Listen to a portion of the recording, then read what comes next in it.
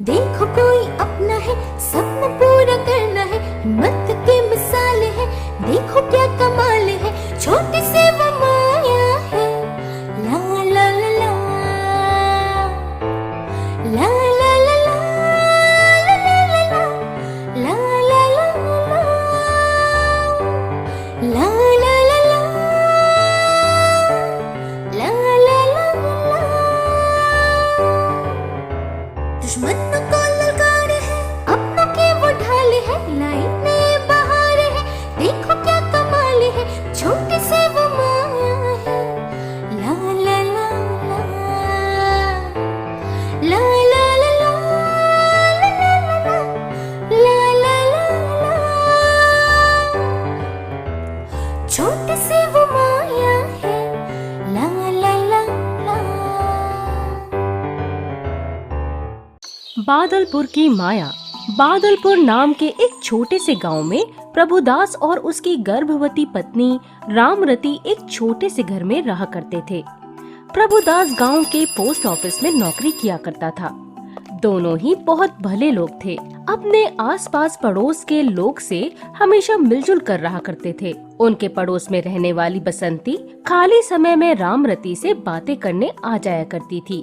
बरसात का समय चल रहा था। गांव में आए दिन बारिश हुआ करती थी। उस रात भी तेज बारिश हो रही थी और बहुत बिजली कड़क रही थी। रामरती खाना परोसकर थाली प्रभुदास को देने जा रही होती है। तभी उसके पेट में अचानक दर्द होता है और उसके हाथ से थाली छूटकर गिर जाती है तो प्रभुदास घबरा जाता है। रति, रति, तुम ठीक तो हो ना? क्या हुआ? बहुत दर्द हो रहा है अचानक से, कुछ कीजिए जी। तुम चिंता मत करो, मैं किसी को बुलाकर लाता हूँ। इतनी बारिश में आप कहाँ जाएंगे? तुम यहाँ बैठो, मैं आता हूँ। तुम्हारी हालत ठीक नहीं। प्रभुदास रति को खाट पर बैठाकर बारिश में डॉक्टर के घर की ओर निकल पड़ता है तो यहाँ रामरती प्रसव पीड़ा से तड़प रही थी। उसके चिल्लाने की आवाज सुनकर उसकी पड़ोसन बसंती वहाँ आती है तो उसकी खराब हालत देखकर चिंता में पड़ जाती है। अरे बाप रे, रामरती बहन तो प्रसव पीड़ा से तड़प रही हैं। प्रभु भैया भी कहीं नजर नहीं आ रहे। इतनी बारिश में पता नहीं कहाँ होंगे। मुझे ही कुछ करना होगा। कुछ ही देर में बसंती गांव की कुछ और औरतों को रामरती के घर में इकट्ठा करती है तो वहीं जगह जगह पानी भर जाने के कारण प्रभुदास डॉक्टर के घर नहीं पहुंच पाता और रति अकेली है ये सोचकर वापस घर लौट आता है तो रामरती के चिल्लाने की आवाज सुनता है। तभी बसंती बाहर आती है। प्रभु भैया, रामरती बहन बहुत दर्द में है। प्रसव यहीं घर पर ही करना होगा। चिंता ना करो, सब ठीक होगा। उसकी बात सुनकर प्रभुदास की चिंता बढ़ जाती है। कुछ देर में रामरती की चिल्लाने के साथ ही एक बच्ची की रोने की आवाज आती है जिसे सुनकर प्रभुदास के चेहरे पर मुस्कान आती है। लेकिन रोने की आवाज अचानक बंद हो जाती है तो प्रभुदास अंदर जाता है।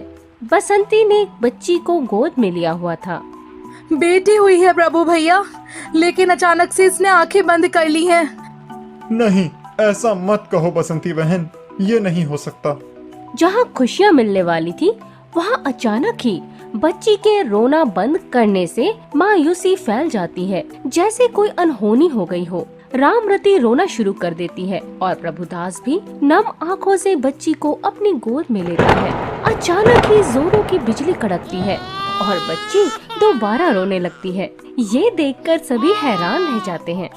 हमारी बच्ची, आपने देखा हमारी बच्ची रो रही है, वो ठीक है जी? हाँ रामरती, हमारी बच्ची ठीक है। अरे रति बहन, इस नन्ही सी जान ने तो हम सबको डरा ही दिया था रोना बंद करके। पर कितनी हिम्मत वाली है और सारे गांव वालों की ममता भी मिली है इसको। और इसका नाम आप माया रखना। बधाई हो जी, आप बेटी के बाप बन गए हैं। हमारी माया। आपकी ही नहीं, ये तो बादलपुर की माया है। बादलपुर की माया है। बादलपुर की माया है। वक्त पंख लगाकर उड़ता है और इस तरह 8 साल का समय बीत जाता है। नन्ही सी माया भी अब 8 वर्ष की हो चुकी थी। माया बचपन से ही बहुत निडर व समझदार थी और शरारती भी। गांव के सभी लोगों को वो प्यारी थी। एक रोज माया घर के बाहर खेल रही होती है। तभी पड़ोसन बसंती सैंडल लिए उसके पास आती है। अरे माया, कैसी है तू? आजकल बंटू के साथ खेलने घर नहीं आती। बारिश का समय है ना काकी, इसलिए सच्चे के कीचड़ के कारण माँ ने ज्यादा देर घर से बाहर जाने को मना किया है। हाँ ये तो है, लेकिन देख मैं तेरे लिए क्या लाई हूँ। ये बढ़िया चमकदार सैंडल, जरा पहन कर तो दिखा।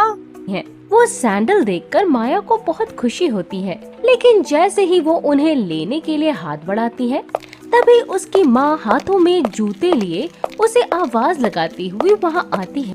माया, अरे पूरे घर में तुझे ढूंढ लिया और तू यहाँ है। देख मैंने तेरे बाबा से तेरे लिए क्या मंगवाया है। ये देख नए जूते। जूते तो बहुत सुंदर है माँ। हाँ, बारिश का समय है तो इन्हें पहनकर पैरों को आराम मिलेगा और कीचड़ से ये जल्दी खराब भी नहीं होंगे। वैसे भी गांव के कच्चे रास्ते पर चलने के लिए जूते ही ठीक हैं। हाँ होंगे जूते ठीक, लेकिन इन सैंडल से ज्यादा सुंदर तो नहीं है ना। माया बिटिया, ले पहन ले इन्हें। अरे बसंती बहन, माँ हूँ मैं माया की। वो तुम्हारी बात से पहले मेरी बात सुनेगी। पहले तो वो जूते ही पहनेगी, फिर तुम्हारी सैंडल। क्यों माया? अरे तुम माँ हो तो मैं भी काकी हूँ। इतने प्यार से माया के लिए ये सैंडल लाई हूँ। माया तो पहले ये ही पहनेगी। क्यों माया बिटिया? दोनों की बातें सुनकर छोटी माया तो मानो मुसीबत में फंस जाती है। माँ की बात मानकर जूते पहनती तो बसंती दुखी होती, और बसंती की खुशी के लिए सैंडल लेती तो उसकी माँ को बुरा लगता। इस मुसीबत से निकलने के लिए माया समझदारी से काम लेते हुए एक जूता और एक सैंडल ले लेती है और उन्हें अपने एक एक पैर में पहन लेती है। ये लो माँ बसंती काकी, मैंने दोनों पहले ही पहन लिए, आपकी सैंडल भी और आपके दिए जूते भी। अब तो आपको कोई शिकायत नहीं है ना? मानना पड़ेगा रामरती बहन, माया बहुत समझदार है। कैसे हम दोनों का दिल रखने के लिए एक एक पैरों में दोनों पहन लिए हैं। सही कह रही हो बसंती बहन। 8 साल की माया की ये समझदारी दोनों का दिल जीत लेती है। तो वहीं इस बात से अनजान माया की इस समझदारी को उसकी माँ और बसंती के अलावा भी दूर एक पेड़ के पीछे खड़ा एक अनजान आदमी देख रहा है। माया एक पैर में सैंडल और दूसरे पैर में जूता पहने अजीब तरीके से चलने लगती है। तो रामरती और बसंती हंस पड़ते हैं। उन्हें देखकर माया भी खिलखिलाकर हंस पड़ती है।